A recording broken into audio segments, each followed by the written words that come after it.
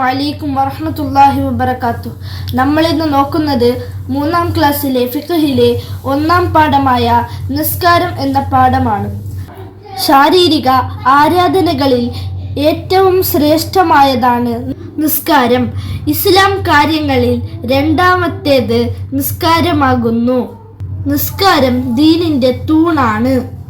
പ്രായപൂർത്തിയും ബുദ്ധിയും ശുദ്ധിയുമുള്ള എല്ലാ മുസ്ലിമിനും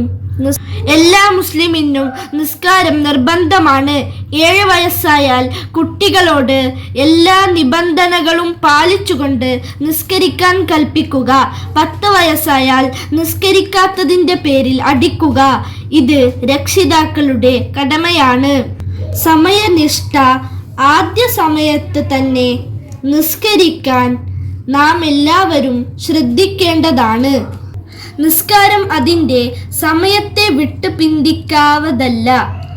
ഉറക്കമോ മറവിയോ കാരണം നിസ്കാരം നഷ്ടപ്പെട്ടാൽ അവൻ കുറ്റക്കാരനാവുകയില്ല.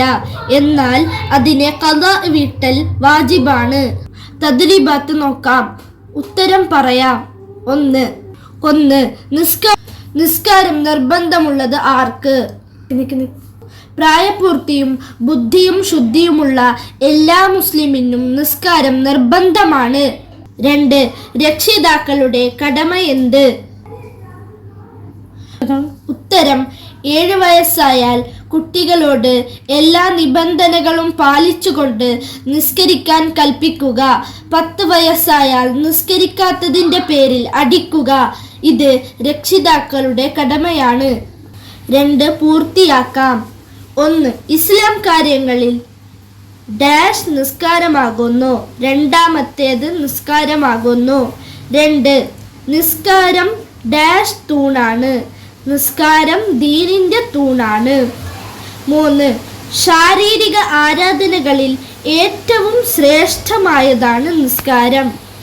3 ശരി അടയാളപ്പെടുത്താം. നിസ്കരിക്കേണ്ട സമയം: അവസാന സമയം, സമയത്തിന് ശേഷം ആദ്യ സമയം. ആദ്യ സമയത്താണ് നമ്മൾ നിസ്കരിക്കേണ്ടത്.